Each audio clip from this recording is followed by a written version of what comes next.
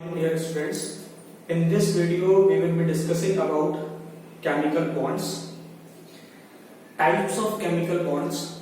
Basically, we will be dealing two types of chemical bonds, ionic bonds and covalent bonds. But in this particular video, we will be dealing in detail ionic bond in detail. So इस particular video को start करते हैं और इसमें हम लोग basically ionic bonding के बारे में डिस्कस करते हैं, बॉन्डिंग के बारे में डिस्कस करते हैं. What is bonding, why do atoms bond together, why do atoms combine together, that we have already discussed in the previous videos. Atoms एक दूसरे के साथ जुड़ करके बॉन्ड क्यों बनाते हैं ये हमने अपने प्रीवियस वीडियोस में ऑलरेडी डिस्कस किया हुआ है, बट फिर भी हम इसका एक क्विक रिवीजन लेंगे इस बार कि एटम्स एक दूसरे के साथ क्यों जुड़ते हैं. और इस पर्टिकुलर वीडियो में हम आयोनिक बॉन्ड को डिटेल में डिस्कस करेंगे. बॉन्ड क्या होते हैं, बॉन्ड कितने टाइप्स के होते हैं, और आयोनिक बॉन्ड को हम थोड़ा डिटेल्स में लेके चलेंगे विद एग्जांपल्स. मैं आपको बता दूं कि ये पर्टिकुलर टॉपिक आपके क्लास 10th एनसीईआरटी में जो मेटल्स एंड नॉन मेटल का चैप्टर है उसमें डिटेल में दिया हुआ है. अक्सर इस पर्टिकुलर टॉपिक से, आयोनिक बॉन्ड से और आयोनिक बॉन्ड फॉर्मेशन से आपको अक्सर 3 मार्क्स का या 5 मार्क्स का क्वेश्चन देखने को मिलता है. ठीक है, तो चलिए स्टूडेंट्स हम इस वीडियो को स्टार्ट करते हैं, अपने टॉपिक को स्टार्ट करते हैं. सबसे पहले हम स्टार्ट करते हैं व्हाट आर बॉन्ड्स. ठीक है, बॉन्ड क्या होता है या व्हाट आर केमिकल बॉन्ड्स या बॉन्डिंग क्या होती है. देखो बच्चों, बॉन्डिंग का सिंपल सा मतलब है कोई भी वो चीज जो, कोई भी ऐसी चीज जो किन्हीं दो चीजों को आपस में जोड़े, है ना. जैसे आप कहते हो बॉन्ड ऑफ फ्रेंडशिप. अगर किसी के बीच में बॉन्ड ऑफ फ्रेंडशिप है तो उसकी वजह से क्या होता है, दो इंडिविजुअल्स, दो लोग आपस में जुड़े हुए रहते हैं, आपस में कनेक्टेड रहते हैं, आपस में जुड़ते हैं. ठीक है, ऐसे हम कहते हैं बॉन्ड ऑफ लव.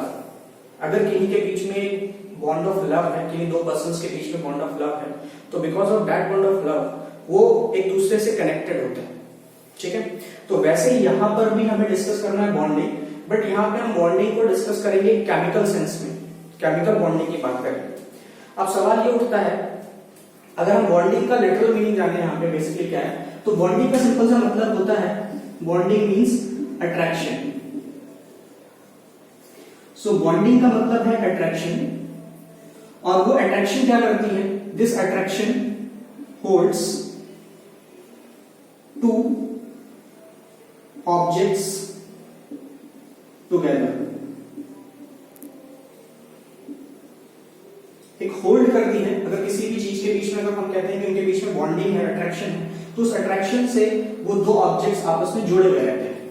तो बॉन्डिंग का मतलब अट्रैक्शन, एक ऐसी अट्रैक्शन जो दो ऑब्जेक्ट्स को जोड़ के रखे, करीब रखे, नजदीक रखे, उसको हम कहते हैं बॉन्ड.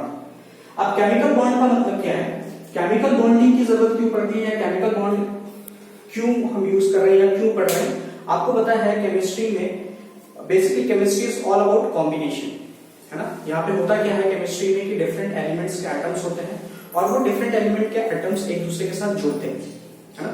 और जुड़ करके आइदर दे फॉर्म्स मॉलिक्यूल्स, है ना, of same kind of atoms, और they form molecules of different kind of atoms. तो व्हेन दीज एटम्स कंबाइन, उन एटम्स को जोड़ने के लिए, है ना, उनके बीच में कोई ना कोई अट्रैक्शन फोर्स होनी चाहिए, है ना. जब तक उनके बीच में कोई अट्रैक्शन फोर्स नहीं होगी वो आपस में जुड़े हुए नहीं रहेंगे. तो बॉन्डिंग की जरूरत क्यों है, सो डैट कि दो एटम्स आपस में कंबाइन हो सके. ठीक है, फिर हमने ये भी डिस्कस किया हुआ है अपने प्रीवियस वीडियोस में, और बहुत ही ज्यादा डिटेल में डिस्कस किया हुआ है कि एटम्स क्यों जुड़ते हैं, why do atoms combine, why do atoms join. हमने डिस्कस किया था कि atoms join to fulfil their needs, अपनी नीड को फुलफिल करने के लिए ज्वाइन करते हैं. और एटम्स की नीड क्या होती है, they always wanted to complete their octet. वो हमेशा अपने ऑक्टेट को पूरा करना चाहते हैं, है ना. उनकी जरूरत क्या है कि उनका ऑक्टेट पूरा हो. तो जिन जिन एटम्स का ऑक्टेट पूरा नहीं होता वो किसी दूसरे एटम्स के साथ जुड़ करके अपने ऑक्टेट को पूरा करने की कोशिश करते हैं. ठीक है, अब जब वो एक दूसरे से जुड़ने की कोशिश करते हैं तो उनके बीच में कोई ऐसी बॉन्डिंग फोर्स होनी चाहिए, कोई ऐसी अट्रैक्शन फोर्स होनी चाहिए जो उन एटम्स को आपस में जोड़ के रखे. ठीक है, तो जैसे ये आपका पास एक, मेरे पास एक मार्कर है और इसकी कैप है.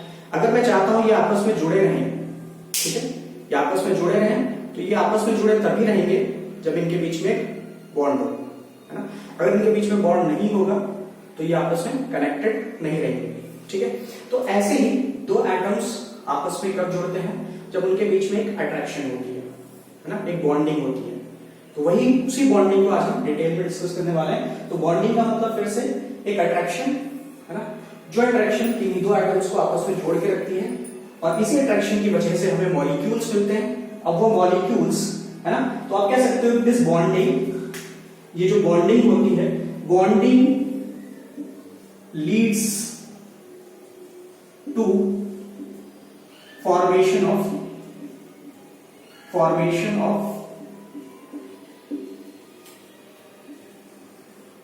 मॉलिक्यूल्स।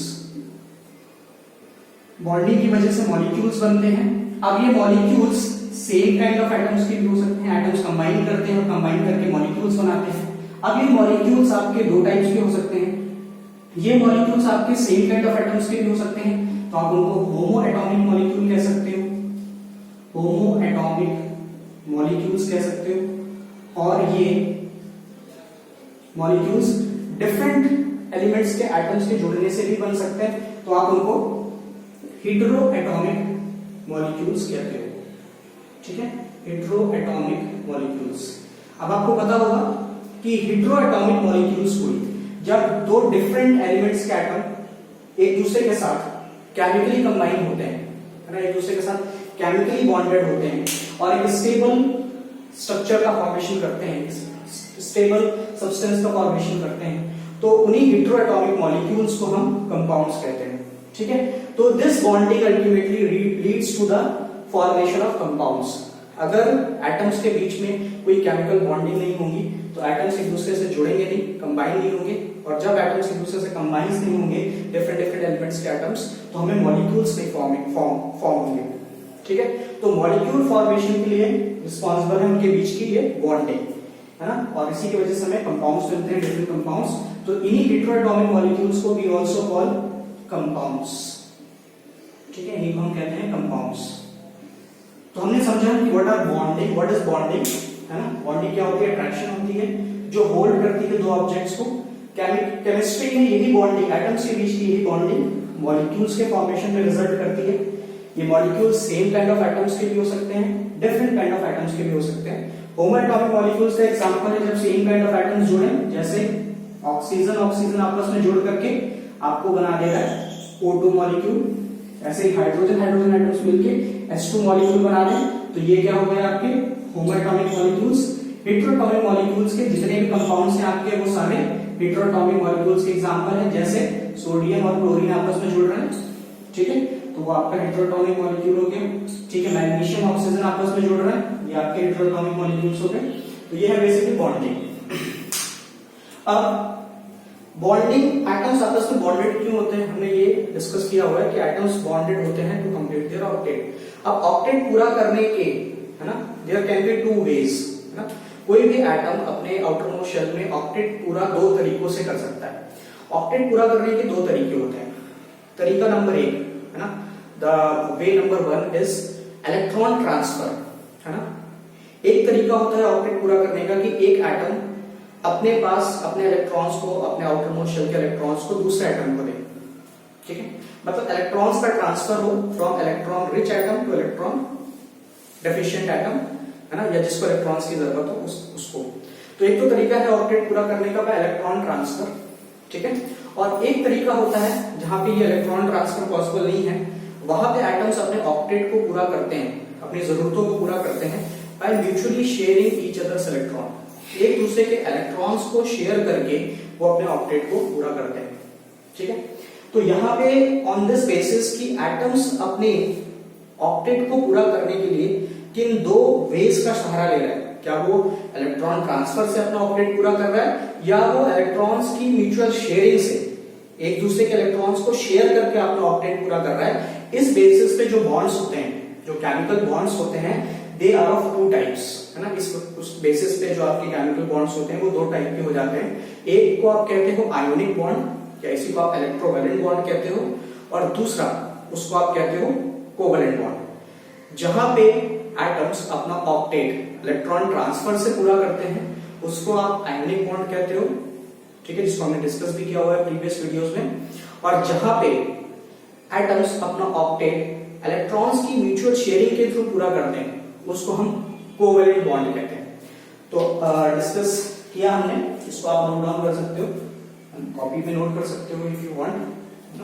आते हैं हम लोग बॉन्डिंग हमने समझा, अब हम लोग डिस्कस करते हैं what are the types of bond. Bond की क्या टाइप्स हो सकते हैं। तो अभी हमने डिस्कस किया कि बॉन्ड के टाइप्स किस बात पे निर्भर करते हैं कि ऑक्टेट पूरा करने के क्या तरीके हो सकते हैं। तो types of bond next topic जो हम लोग डिस्कस करने जा रहे हैं, that is types of chemical bond. अब जो टाइप्स ऑफ केमिकल बॉन्ड है ये किस बेसिस पे हैं कि व्हाट आर द वे, क्या तरीका एटम यूज कर रहे हैं अपने ऑक्टेट को पूरा करने के लिए। अब जो टाइप्स ऑफ बॉन्ड होते हैं हमने अभी डिस्कस किया कि केमिकल बॉन्ड जो है वो दो टाइप के हो सकते हैं। एक हो गया आपका आयोनिक बॉन्ड या इसी को आप इलेक्ट्रोवैलेंट बॉन्ड भी कहते हो, और दूसरा हो गया आपका कोवैलेंट बॉन्ड।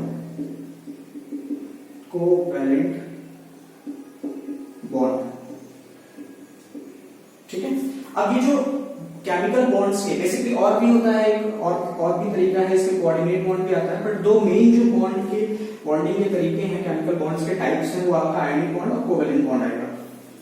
जो आपका कोऑर्डिनेट बॉन्ड है it is a special type of covalent bond, इसको we will discuss in another video. फिलहाल हम इन दो बेसिक बॉन्ड्स के टाइप को डिस्कस करेंगे जो आपके क्लास 10th में बहुत ज्यादा यूज होने वाले हैं।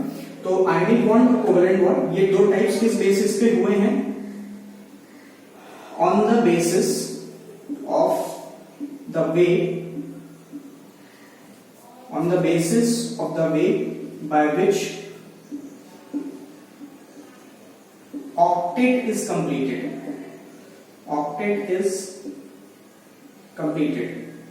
ये जो दो टाइप्स हैं बॉन्ड के वो किस बेसिस पे हैं कि किस तरीके से, what is the way of completing the octet. Octet complete करने का क्या तरीका है, ठीक है। आयोनिक बॉन्ड के केस में क्या होता है, यहां पे octet is completed by transfer of electron, है ना। यहां पे क्या होता है, ऑक्टेट कैसे पूरा होता है हमने डिस्कस किया हुआ है पहले भी कि भाई एटम्स क्यों कंबाइन करते हैं एक दूसरे से सो दैट इनका ऑक्टेट पूरा हो सके। अब ऑक्टेट पूरा करने के लिए जो एटम्स हैं वो दो वेज का इस्तेमाल करते हैं, पहला बाय ट्रांसफर ऑफ इलेक्ट्रॉन और दूसरा बाय शेयरिंग ऑफ इलेक्ट्रॉन। तो आयनिक बॉन्ड के केसेस में क्या होता है कि जो एटम्स होते हैं वो अपना ऑक्टेट कैसे पूरा करते हैं, यहां पे octet is completed by transfer of electron,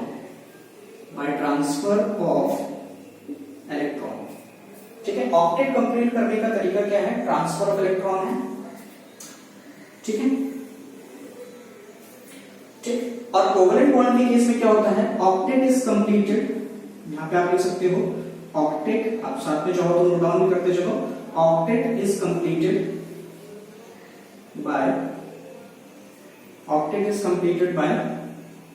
mutual sharing of electron। mutual means they both will share each other's electron, है ना, by mutual sharing of electron, ठीक है। तो यहां पे ऑक्टेट कैसे कंप्लीट हो रहा है, बाय ट्रांसफर ऑफ इलेक्ट्रॉन। यहां पे ऑक्टेट कैसे कंप्लीट हो रहा है, by mutual sharing of electron, ठीक है। आयनिक बॉन्ड हमेशा मेटल्स और नॉन मेटल के बीच में बनता है, ये बहुत इंपॉर्टेंट बात है कि ionic bond is always formed between metal and non metal, ठीक है। यहाँ पे मेटल क्या करता है, अपना इलेक्ट्रॉन लूज करता है और नॉन मेटल उसी इलेक्ट्रॉन को गेन करता है। तो आपको ये हमेशा समझना है कि it is form due to transfer of electron, ये तो हमने पढ़ लिया। नेक्स्ट पॉइंट क्या जाता है कि ऑलवेज फॉर्म बिटवीन, ये जो होता है it is formed between metals and non metals, metals और non metals के बीच में मिलता है, ठीक है। जबकि जो आपका कोवैलेंट बॉन्ड होता है वो बेसिकली किसके बीच में बनता है, नॉन मेटल्स के बीच में बनता है, ठीक है। It is formed between non metals. जाहिर सी बात है, नाम से क्लियर है, चूंकि यहाँ पे हमने लिखा हुआ एंटी बॉन्ड्स, तो यहाँ पे इलेक्ट्रॉन ट्रांसफर की वजह से, इलेक्ट्रॉन मूवमेंट की वजह से, इलेक्ट्रॉनिक मूवमेंट की वजह से क्या होता है, एक जो एटम होता है, जो मेटल का एटम होता है बेसिकली, वो पॉजिटिव चार्ज एक्वायर करता है, और नॉन मेटल का जो एटम है वो इलेक्ट्रॉन को गेन करने की वजह से नेगेटिव चार्ज एक्वायर करता है। मतलब यहाँ पे formation of ion takes place, है ना, यहाँ पे आयंस का फॉर्मेशन होता है। इस केस में there is no any formation of ions, तो no ion formation takes place. ये भी आप ऐड कर सकते हो डिफरेंस में, ठीक है। तो here ion formation takes place, there is no formation of any ion, ठीक है। फिर एक डिफरेंस आप ये भी कह सकते हो कि आयनिक बॉन्ड्स, चूंकि यहाँ पे चार्जेस डेवलप हो जाते हैं और वो पॉजिटिवली चार्ज जो स्पीसीज होते हैं वो एक दूसरे को बहुत स्ट्रांगली अट्रैक्ट करते हैं, तो इस वजह से आप कह सकते हो कि ionic bond is the more stronger bond, है ना। आयनिक बॉन्ड स्ट्रॉन्ग बॉन्ड होता है ना, और in comparison to ionic bond covalent bond एक वीक बॉन्ड होता है, ठीक है। तो आप एक पॉइंट यहाँ ऐड कर सकते हो, फॉर्मेशन ऑफ आयंस, ठीक है। यहाँ पे there is no any formation of ion, ठीक है। ये कह सकते हो आप, it is a strong bond, ये आपका एक स्ट्रॉन्ग बॉन्ड होता है, strong bond, why, because there is a formation of ion, ठीक है। और in comparison to ionic bond ये आपका वीक बॉन्ड होता है। तो यहां पे हमने डिस्कस किया बेसिकली, ठीक है, इनके बीच के डिफरेंसेस डिस्कस किए कि आयनिक बॉन्ड इलेक्ट्रॉन ट्रांसफर से बनता है, कोवेलेंट बॉन्ड, ठीक है। यहाँ पे ऑक्टेट को कंप्लीट करने के लिए, यहाँ पे आयनिक बॉन्ड के केस में क्या होता है, ऑक्टेट कंप्लीशन के लिए ट्रांसफर इलेक्ट्रॉन होता है, यहाँ पे ऑक्टेट कंप्लीशन के लिए म्यूचुअल शेयरिंग ऑफ इलेक्ट्रॉन होता है। That is very important point, mutual sharing of electron होता है, ठीक है। ये आपका मेटल और नॉन मेटल के बीच में बनता है आयनिक बॉन्ड, और ये आपका it is formed between two non metal atoms, non metal atom के बीच में बनता है।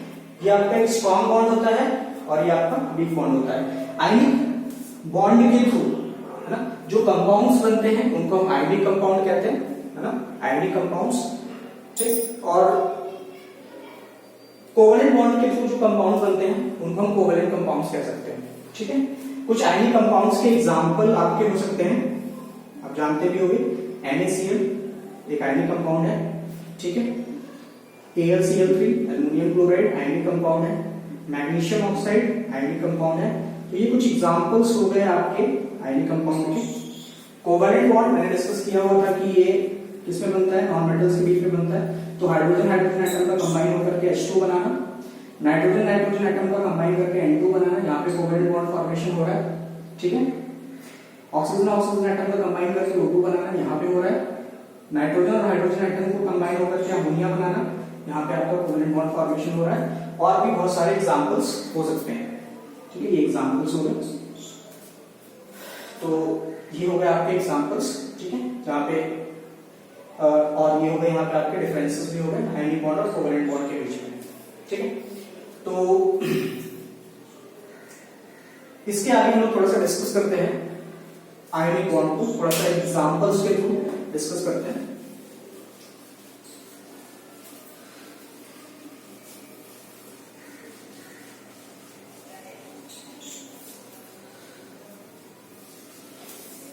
तो हमने आयनिक बॉन्ड फॉर्मेशन इन NaCl तो पहले ही देख रखा है। आज हम लोग थोड़ा सा डिस्कस करते हैं ionic bond formation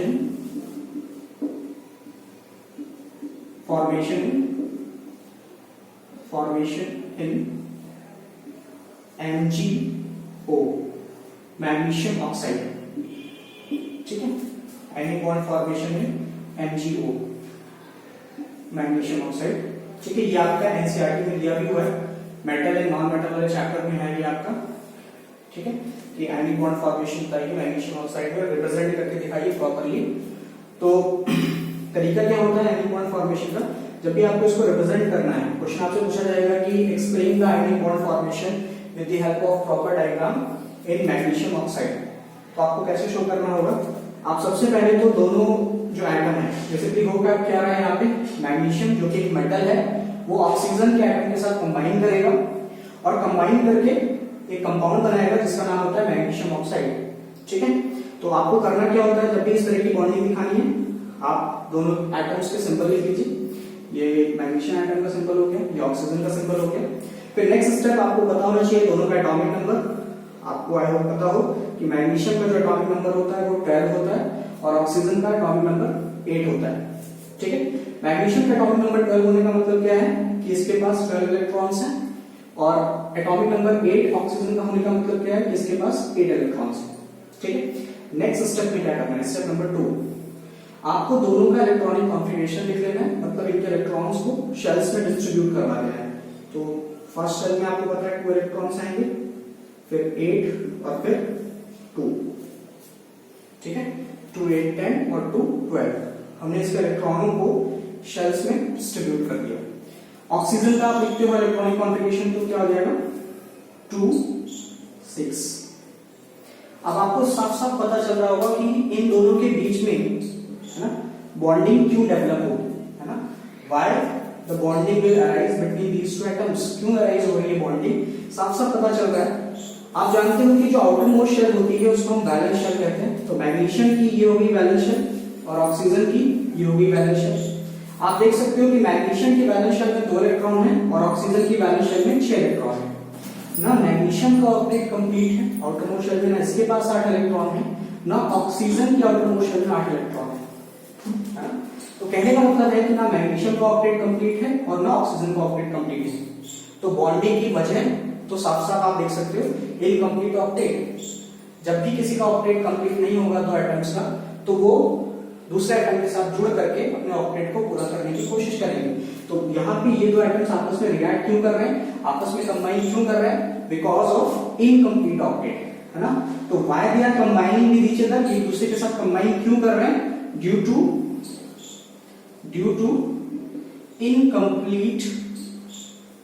incomplete octet, है ना। अब जब इनका ऑक्टेट इनकम्प्लीट है तो इनके ये अगले स्टेप में करना क्या चाहेंगे, किसी भी तरीके से, है ना, अपने ऑक्टेट को कंप्लीट करना चाहेंगे, है ना, because every atom has a tendency to complete their octet. अब ऑक्टेट पूरा करने के लिए इनके पास सीधे सीधे ऑप्शन ये बन रहा है कि मैग्नीशियम के पास ये जो 2 एक्स्ट्रा इलेक्ट्रॉन है, अगर ये इन इलेक्ट्रॉन्स को ट्रांसफर कर दे, किसको, ऑक्सीजन एटम को, जिसको 2 इलेक्ट्रॉन्स की नीड है, तो मैग्नीशियम की आउटर मोस्ट शेल ये हो जाएगी, बिकॉज अब इस शेल में तो इलेक्ट्रॉन्स हैं तो हम इस शेल को काउंट नहीं करेंगे, तो ये इसकी आउटर मोस्ट शेल हो जाएगी, जिसमें इलेक्ट्रॉन्स होते हैं उसी शेल्स को हम काउंट करते हैं। तो उस केस में मैग्नीशियम की सेकंड शेल क्या हो जाएगी, आउटर मोस्ट शेल हो जाएगी, और इस सेकंड शेल में आप देख सकते हो ऑलरेडी 8 इलेक्ट्रॉन्स हैं। जब ऑक्सीजन 2 इलेक्ट्रॉन्स ऐड कर लेगा, उसको मैग्नीशियम से मिल जाएंगे, तो आप देख सकते हो कि इसकी जो लास्ट शेल, सेकंड शेल थी, that is the valence shell, उसमें पहले 6 इलेक्ट्रॉन थे, 2 इलेक्ट्रॉन्स ऐड हुए तो कितने हो जाएंगे, 8 हो जाएंगे। ठीक है, तो ऑक्सीजन का भी ऑक्टेट कंप्लीट हो जाएगा। तो बेसिकली यहाँ पे क्या करने जा रहे हैं, इलेक्ट्रॉन ट्रांसफर की मदद से, क्योंकि एक के पास एक्सेस में इलेक्ट्रॉन्स हैं और एक के पास इलेक्ट्रॉन की डेफिशिएंसी है ना। तो इस तरीके से क्या करेंगे, इलेक्ट्रॉन ट्रांसफर की मदद से अपने ऑक्टेट को पूरा करेंगे। अब फिर एक बात आती है, मैंने पहले भी डिस्कस किया हुआ है, क्योंकि जब भी कोई इलेक्ट्रॉनिक कॉम्बिनेशन होता है तो इलेक्ट्रॉनिक कॉम्बिनेशन के दौरान ना आउटर मोस्ट शेल के इलेक्ट्रॉन्स ही पार्ट लेते हैं, और आउटर मोस्ट शेल के इलेक्ट्रॉन्स को हम वैलेंस इलेक्ट्रॉन कहते हैं। तो वैलेंस इलेक्ट्रॉन को किसी एटम के सिंबल के अराउंड रिप्रेजेंट कर देना ही कहलाता है लेविस डॉट स्ट्रक्चर। तो हम दोनों का लेविस डॉट स्ट्रक्चर लिख लेते हैं, जिसमें हम इनके वैलेंस इलेक्ट्रॉन्स को शो कर देंगे। ठीक है, तो इनके लेविस डॉट स्ट्रक्चर बना लेंगे। आपको इसी के नीचे करना था मैग्नीशियम का लेविस डॉट स्ट्रक्चर और ऑक्सीजन का। इसमें हम मैग्नीशियम के 2 वैलेंस इलेक्ट्रॉन को शो कर ले रहे हैं, ठीक है, और ऑक्सीजन के 6 वैलेंस इलेक्ट्रॉन को शो कर ले रहे हैं। ठीक, अब हमें नेक्स्ट सिस्टम में क्या दिखाना है, इलेक्ट्रॉन ट्रांसफर दिखाना है। ठीक है, तो एक एरो हम ऐसे दिखा दे रहे हैं और एक एरो हम ऐसे दिखा रहे हैं। इस एरो का मतलब क्या है कि जो मैग्नीशियम है वो अपने वैलेंस इलेक्ट्रॉन को गिव कर रहा है, डोनेट कर रहा है, इसको ऑक्सीजन को डोनेट कर रहा है। ठीक है, तो यहाँ पे इलेक्ट्रॉन्स सिंबल बना दे रहे हैं और these arrow are showing the transfer of electrons. ठीक, अब आपको पता है कि इलेक्ट्रॉन ट्रांसफर की वजह से इलेक्ट्रॉनिक इंबैलेंस हो जाएगा, चार्जेस का इंबैलेंस हो जाएगा। यहाँ पे पॉजिटिव चार्ज मैग्नीशियम के केस में एक्स्ट्रा हो जाएगा और नेगेटिव चार्ज कम हो गया, तो मैग्नीशियम के ऊपर 2 इलेक्ट्रॉन के जाने से +2 चार्ज आ गया, और ऑक्सीजन के पास 2 इलेक्ट्रॉन्स आने से -2 चार्ज हो गया। ठीक है, अब आपको पता है ये अपोजिटली चार्ज आयंस हैं, एक पॉजिटिवली चार्ज आयन है, जाहिर सी बात है हमने डिस्कस भी किया हुआ है कि पॉजिटिवली चार्ज आयन कौन बनाता है, मेटल्स बनाते हैं, है ना, और उन पॉजिटिवली चार्ज आयंस को क्या कहते हैं, कैटायंस कहते हैं, बिल्कुल सही बोल रहे हो आप लोग। और नेगेटिवली चार्ज आयंस को क्या कहते हैं, एनायंस कहते हैं, बिल्कुल सही जवाब है आप लोगों की तरफ से। और एनायंस हमेशा कौन बनाता है, नॉन मेटल्स बनाते हैं। अब क्या होगा, ये अपोजिटली चार्ज आयंस एक दूसरे को अट्रैक्ट करेंगे, ठीक है ना, और इनके बीच में force of attraction, electrostatic force of attraction develop होगी, ठीक है। तो इस चार्जेस के डेवलपमेंट की वजह से, है ना, इनके बीच में क्या डेवलप हुई, एक electrostatic force of attraction. Electrostatic क्यों कह रहा है, इलेक्ट्रोस्टैटिक का मतलब होता है charges which are at rest. तो चूंकि यहाँ पे इलेक्ट्रोस्टैटिक ये जो चार्जेस है वो रेस्ट में, मूवमेंट में तो है नहीं, अगर ये चार्जेस मोशन में आ जाते हैं तो तभी हम उनको करंट इलेक्ट्रिसिटी कहने लगते हैं। लेकिन चूंकि यहाँ ये चार्जेस रेस्ट पे हैं, चार्ज पार्टिकल हैं जो रेस्ट पे हैं, इसलिए हम कह रहे हैं इलेक्ट्रोस्टैटिक, ठीक है। तो ये हो गया इलेक्ट्रोस्टैटिक, इनके बीच में अट्रैक्शन डेवलप हो गई, फोर्स ऑफ अट्रैक्शन, एक electrostatic force of attraction develop हुई, है ना। और हमने अभी डिस्कस किया हुआ था पहले वीडियो के स्टार्टिंग में कि फोर्स ऑफ अट्रैक्शन को हम क्या कहते हैं, बॉन्डिंग, है ना। इस इलेक्ट्रोस्टैटिक फोर्स ऑफ अट्रैक्शन की वजह से क्या होगा, ये जो अपोजिटली चार्ज आयंस हैं ये एक दूसरे को स्ट्रांगली अट्रैक्ट करेंगे और अट्रैक्ट करके ये एक दूसरे से कंबाइन हो जाएंगे, और कंबाइन होते ही बन गया आपका नया कंपाउंड जिसका नाम है मैग्नीशियम ऑक्साइड, ठीक है। तो मैग्नीशियम ऑक्साइड का फॉर्मेशन हो गया यहाँ पे। इनके बीच में जो बॉन्ड डेवलप है, जो अट्रैक्शन फोर्स जो इन दोनों को जोड़ के रख रही है, उस अट्रैक्शन फोर्स का नाम क्या है ना, इसी फोर्स ऑफ अट्रैक्शन का नाम क्या है, इलेक्ट्रोस्टैटिक फोर्स ऑफ अट्रैक्शन का नाम है आयोनिक बॉन्ड, ठीक है। तो जब आपके एग्जाम में ये आता है तो आपको ये पूरा रिप्रेजेंट करके दिखाना है कि अक्सर पूछा भी जाता है एग्जाम में कि show the ionic bond formation in magnesium oxide. तो जब भी आपके एग्जाम में ये आता है तो आपको ये पूरा प्रोसेस करके दिखाना है, एटम्स लिखने हैं, उनका इलेक्ट्रॉनिक कॉन्फ़िगरेशन लिखना है, फिर उनका इलेक्ट्रॉन डॉट स्ट्रक्चर बनाना है, ठीक है, जिसको आप लेविस डॉट स्ट्रक्चर भी कहते हो, और उसके बाद आपको प्रॉपर्ली इलेक्ट्रॉन का ट्रांसफर दिखाना है, ठीक है। इलेक्ट्रॉन ट्रांसफर की वजह से आप दिखा सकते हो कि इसका ऑपरेट पूरा हो गया 2 8 हो गया, और इसका भी ऑपरेट पूरा हो गया 2 8 8 हो गया, ठीक है। तो स्टूडेंट्स आई होप कि ये वीडियो आपको समझ में आया होगा, ये टॉपिक वीडियो के थ्रू ये टॉपिक आपको समझ में आया होगा। I tried my level best so that ये टॉपिक आपको प्रॉपर्ली एक्सप्लेन हो सके। लेकिन आपको हमेशा ध्यान रखना है कि जब भी एग्जाम में आए तो आप उसको स्टेप बाय स्टेप मैनर में रिप्रेजेंट करो।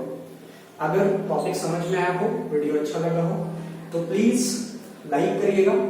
कोई सजेशंस हैं, कुछ कमी रह गई वीडियो में तो उसको कमेंट बॉक्स में मेंशन करिएगा। Your suggestions and feedbacks are highly welcome, ठीक है। और प्लीज इस चैनल को सब्सक्राइब करिएगा सो दैट जब भी नई वीडियो में डालूं तो उसका नोटिफिकेशन आपको मिल सके। बेल आइकन भी प्रेस कर सकते हो आप, ठीक है। और इन वीडियोस को अपने फ्रेंड्स में ज्यादा से ज्यादा शेयर करिएगा सो दैट उनके पास भी कॉन्सेप्चुअल वीडियोस पहुंच सके। Thank you for watching this video, thank you so much.